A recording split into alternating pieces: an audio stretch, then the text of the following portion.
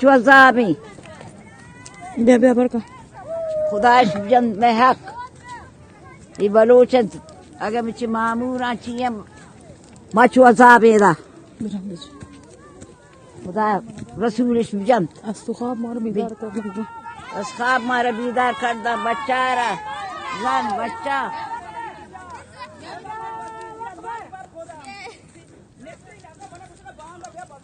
کربلا کربلا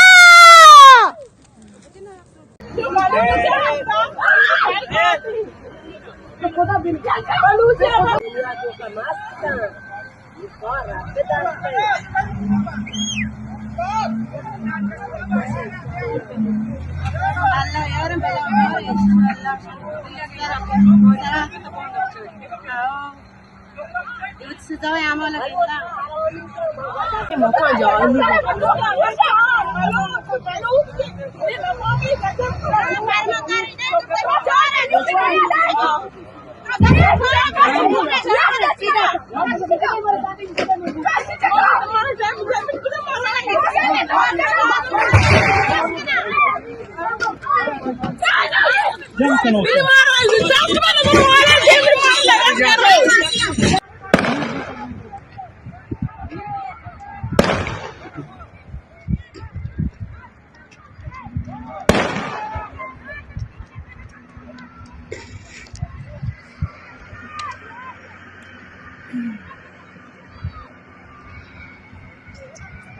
رفت چه مرگه پیری تور تا نشده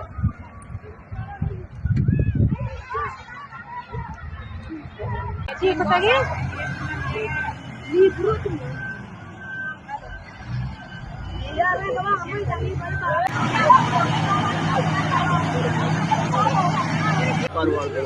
کجا فرمایی؟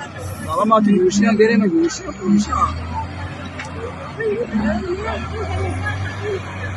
الان گوشی دستی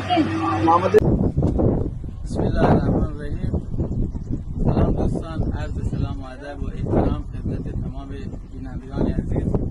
امروز چهارشنبه 10 اسفند 1401 دیشب ساعت 12 تقریبا 12:30 به بعد اشخاصی با لباسهای نظامی سپاهی بسیجی ریختن داخل روستای ما، کل خونه ما رو به آشوب کشیدن. تمام زندگی ما هر چی بوده دار و ندار ما، تمام زندگی ما رو به آتش کشیدن. من رفتم جلو و باهاشون حرف زدم که آقا مجوز شما، حکم شما، حکمی که دارید این حکم کجاست؟ یا حکم نشون میدید فوراً با نیروهای نظامی به من حمله کردن، منو زدن، منو شکنجه کردن، اعتراف اجباری خواستم ازم بگیرن و تا جایی که تونستن منو زدن، پیرانمو پاره کردن، تمام خونه های همسایه ها رو آتیش زدن و خواستن ماشینم هم ببرن و گفتن تمام این کارا به دستور آقای فرماندار ما انجام میدیم. من نمیدونم حالا این فرماندار چه غرضی داره. بنده خدا آقا درد ما ملت ایران همینه که آقا ما صاحب خونه نیستیم، منزل خونه ما نداریم. الان به جای این که بیان همکاری کنن با ما، به ما خونه بدن، به ما منزل بدن، به ما سکونتگاه بدن، دارن میان اذیت میکنن.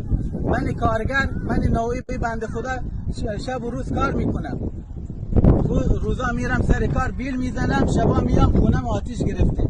این چه مملکتیه؟ تا که آخر ما دردمون رو به کی بگیم؟ آقای فرماندار، آقای شهردار محترم چابهار، اینا چه کسانی هستن؟ از شما دستور میگیرن یا نه؟ آقا تکلیف ما رو روشن کنید. اینا میگن که ما از فرماندار دستور گرفتیم، از شهردار دستور گرفتیم. آقا شما بیاید برای ما توضیح بدید. خدا